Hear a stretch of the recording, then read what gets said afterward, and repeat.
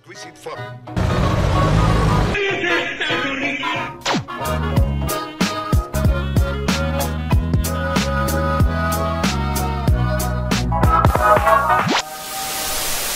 Bienvenidos a 1530, el mejor informativo universitario. Si se ven el resto de capítulos de esta temporada, no me visitarán después. Bueno, tampoco los amenaces así. Mejor veamos cuáles son las notas de esta semana. El desperdicio de comida en Colombia está más presente que nunca. Si convirtiéramos todos los desperdicios cárnicos en vacas, botaríamos alrededor de 2.340 animales diarios. Hoy les contamos más sobre este tema. El ya conocido Día de la Raza se ha convertido en objeto de polémica por lo que representa para la memoria de nuestros antepasados. En el Entretonos de hoy debatiremos sobre el objetivo de esta celebración. Tras 5 años de la obtención del Premio Nobel de Paz, Juan Manuel Santos, artífice de la firma de los acuerdos con las FARC, estuvo con 1530 para conversar sobre su vida, la paz, los retos de Colombia y muchas cosas más. Hoy tengo una pregunta para ustedes. ¿Cuántos libros leen al año? Como 2, 4 o 3. 5. Pues les cuento que los colombianos leemos en promedio 2.5 libros al año. ¡Ja! Ni siquiera 3. Así es. Sin embargo, pese al bajo índice de lectura de los colombianos, la literatura de nuestro país ha logrado impactar al mundo. Aquí, en la sección azul, le contamos más. ¿Saben ustedes qué significa la palabra FOMO? No, ¿Verdad? ni idea. Ni La idea. verdad, acá en el cielo no sabemos qué es eso. De seguro es algo del infierno. Pues no, por aquí tampoco sabemos de eso. Como veo que no están muy bien informados, hoy aquí en la sección roja les contaremos de qué se trata. Y quédense. Aquí en 1530.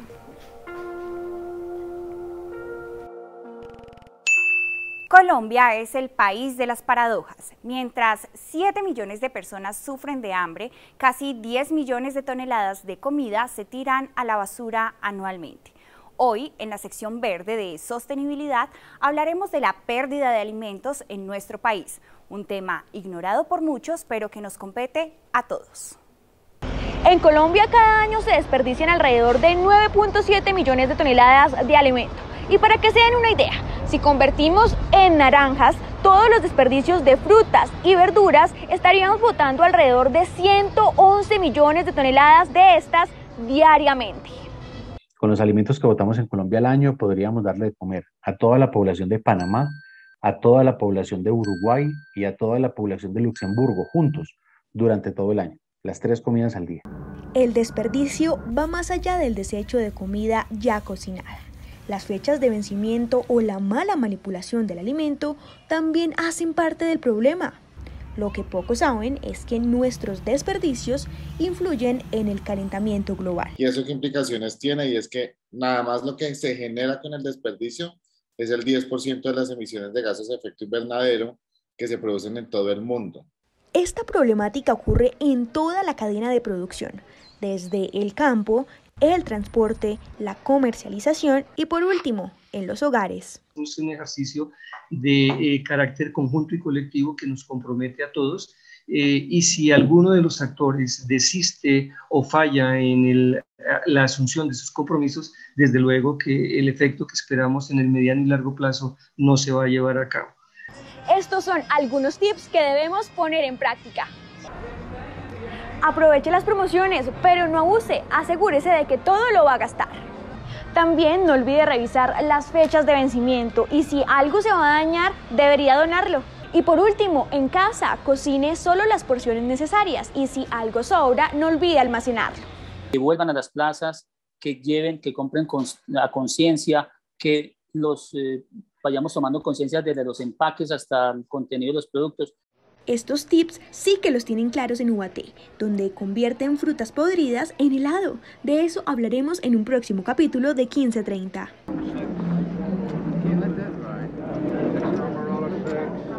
El pasado 12 de octubre conmemoramos el Día de la Raza. ¿Cómo así? ¿No le cambiaron el nombre? Es verdad, de ahora en adelante se llama el Día de la Diversidad Étnica y Cultural de la Nación Colombiana. En este Entre Tonos debatiremos sobre la pertinencia de esta celebración. Empecemos. El 12 de octubre celebramos el Día de la Raza. Se conmemora el contacto entre Europa y América que terminó con el encuentro de dos mundos. Transformó las visiones y las vidas de europeos y americanos.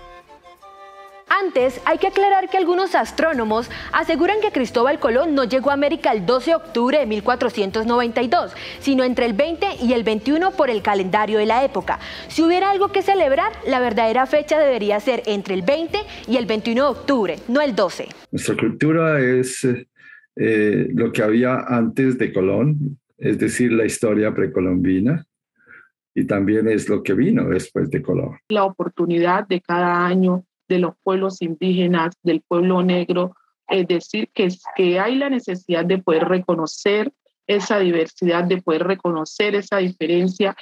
Utilizar la palabra raza para referirse a seres humanos es continuar una tradición colonista de discriminación. Este término es una forma de categorización para referirse a especies animales, que fue adoptada al colonialismo, lo que dio paso a la discriminación de nuestros antepasados al cuestionarse si los indígenas tenían o no alma. Sí, ese hecho no se puede desconocer y mucho menos ignorar, pero este día no tiene como fin quedarse en la discriminación colonialista.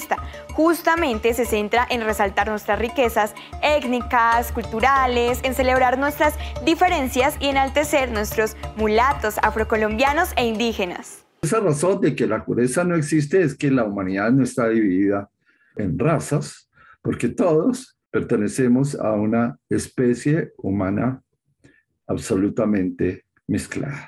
Como decía el filósofo Walter Benjamin, la historia se ha contado desde la perspectiva de los vencedores y esta no es la excepción. Ellos dirán que nos abrieron las ventanas al nuevo mundo, a la iluminación, pero para nuestros aborígenes no hay nada que celebrar.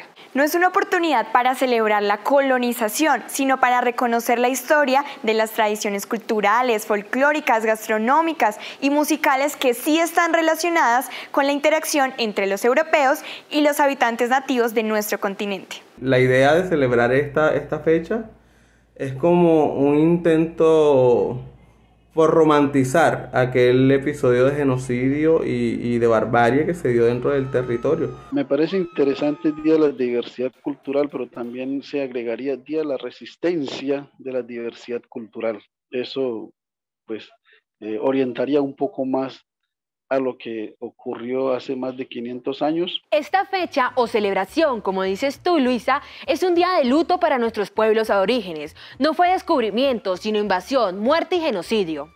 Kelly, está siendo muy pesimista. Este día se plantea como una oportunidad para fomentar la igualdad de derechos para todos y hacer un llamado a la unión, donde lo principal es proteger las comunidades y saberes ancestrales que aún habitan el territorio y rechazar las heridas de la época de la colonización.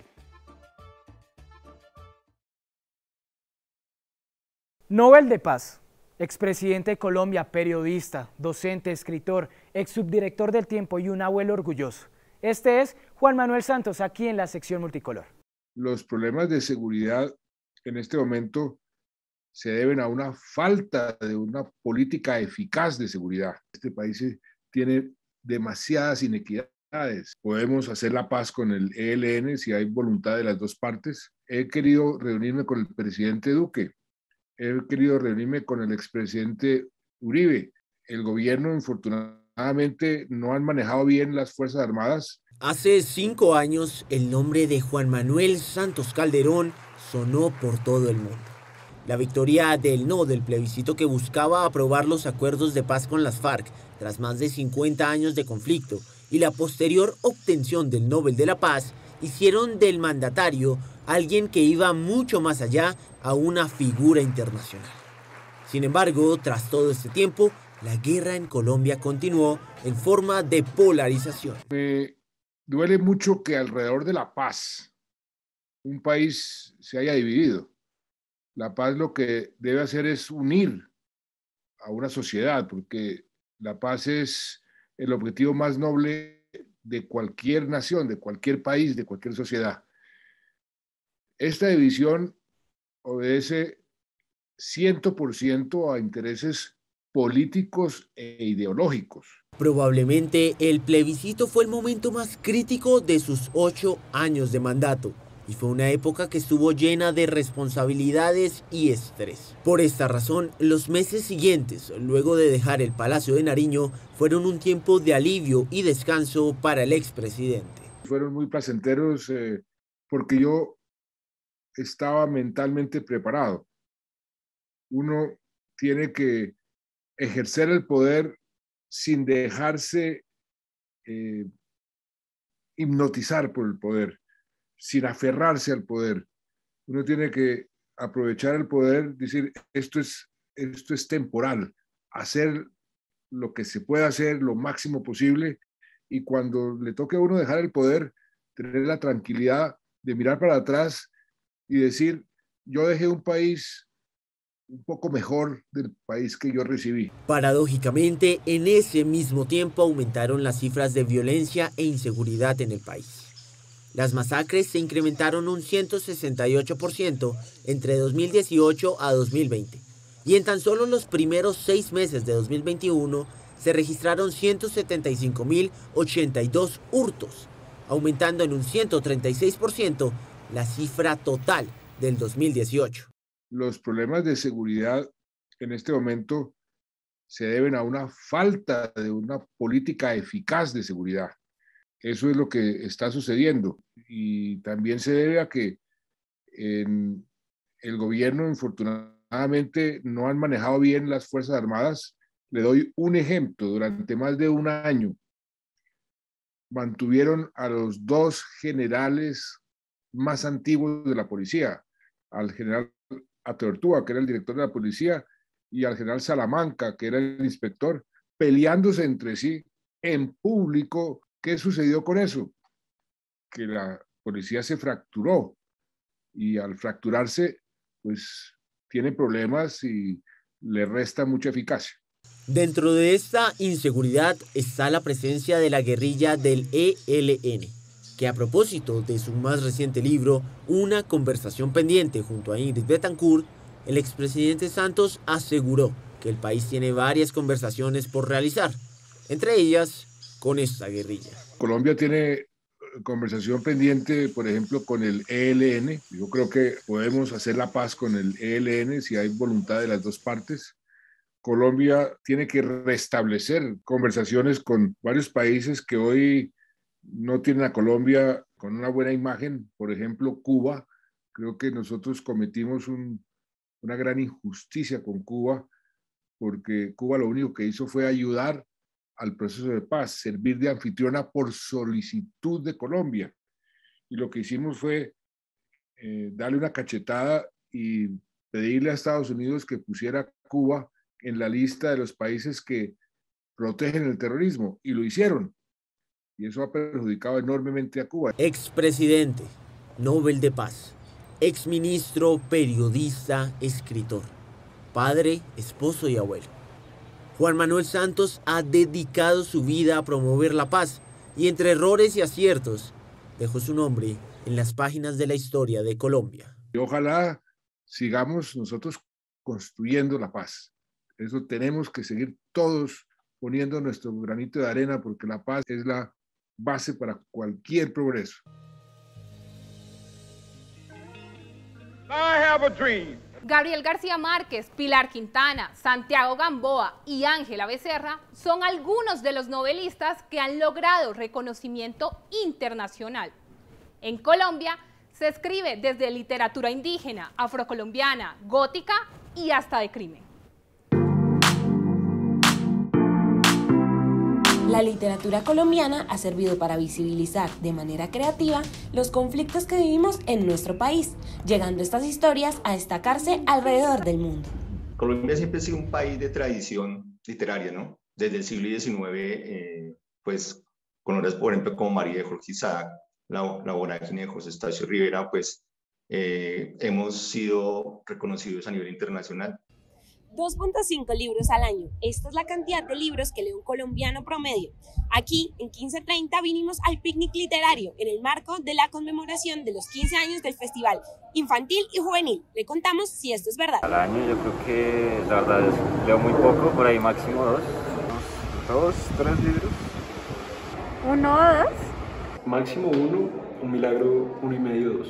Y aunque los colombianos leen poco, la verdad es que la literatura colombiana está posicionada dentro de las mejores del mundo, desde la poesía hasta la crónica. Nosotros sabemos que somos lectores diversos y que dentro de esa diversidad pues habrá lectores que simplemente tomen el libro, lo abran, lean algunas palabras y lo vuelvan a cerrar y lo pongan en circulación. De la mano de Gabriel García Márquez, Colombia logró su primer Nobel de Literatura, sin mencionar que Laura Restrepo, Juan Gabriel Vázquez, Jorge Franco y Pilar Quintana han alcanzado el premio Alfaguara.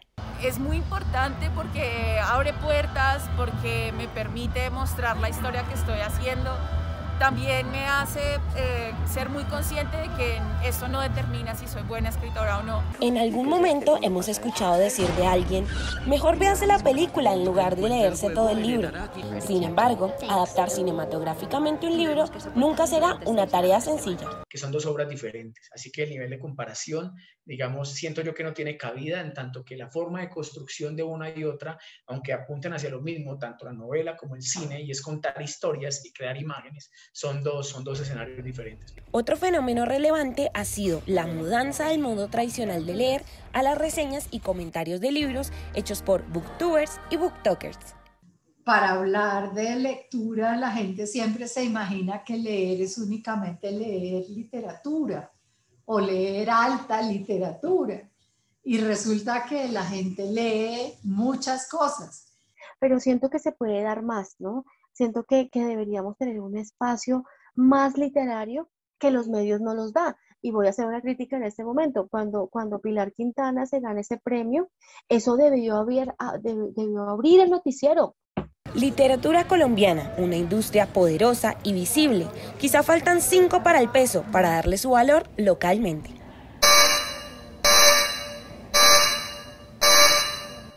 Facebook ha admitido que Instagram causa problemas de salud mental, pero se han rehusado a tomar medidas al respecto. Ni yo he caído tan bajo. Hoy nos preguntamos qué síndromes pueden llegar a padecer los usuarios de Internet. Aquí le contamos. Las redes sociales se han vuelto parte importante de nuestra rutina diaria y por esto han tomado mucha más relevancia, no solo por la interacción que generan, sino por los riesgos que éstas tienen para la salud mental de sus usuarios. Como que si paso más de 5 minutos sin agarrar el teléfono, ya es como que tengo que hacer algo, como que no puedo prestar atención durante mucho tiempo a una actividad. Uno de los síndromes de salud mental que pueden causar las redes sociales corresponde al miedo de perderse de algo. Este se conoce como FOMO, por sus siglas en inglés que significan Fear of Missing Out. El FOMO, el Fear of Missing Out, que es finalmente una interacción entre esta necesidad de recibir estas estimulaciones gratificantes y también el miedo de perderse finalmente un evento social en su comunidad virtual. Si por ejemplo usted ha sentido temor a que otras personas sean más exitosas o vivan mejores experiencias que usted por lo que publican en redes sociales, ansiedad cuando se desconoce qué están haciendo sus amigos u otras personas cercanas, necesidad de publicar constantemente en las redes sociales qué se está haciendo o el temor a no tener suficiente relevancia en las redes sociales, usted puede estar sufriendo de ansiedad potenciada causada por el síndrome de FOMO. La frustración, ¿no? Y sobre todo lo relacionado con temas de ansiedad y a veces incluso síntomas depresivos, de tristeza. Aunque parece un término actual y poco conocido, la realidad es que se estableció su definición hace más de una década. Pese a esto, diversas personas no saben lo que la palabra significa o cómo tratarlo. ¿Sabes lo que es el FOMO? 43% sí, 57% no. Me acabo de dar cuenta de que tengo un FOMO increíble desde la pandemia. Si bien es cierto que no existe una pastilla que cure este tipo de sensaciones, acudir a un profesional es importante al momento de manejar cómo se toman y se perciben los contenidos en las redes sociales. Es importante ir y consultar y hablar del tema, que seguramente si lo hace desde un principio, desde ya, pues no va a generar, digamos, como mayores efectos a largo plazo. Se tiene que asociar con psicoterapia para poder hacer un trabajo más profundo con la persona. Aunque este síndrome afecta sobre todo a los jóvenes por su cercanía a las redes sociales, la realidad es que ninguna persona está exenta de sentir ansiedad causada por los diversos síndromes, tales como el FOMO. Gracias por llegar hasta el final de este nuevo episodio. Esperamos que estén bien informados. Compartan para que más personas lo estén. Nos pueden encontrar en Instagram como @1530 televisión y TikTok como @noticiero1530. En Twitter como @1530tv y Facebook como 1530tv. Y también consulten nuestros capítulos pasados en Unisabana Medios, El Espectador, Canal Zoom y Eco. Nos vemos la siguiente semana aquí en 1530.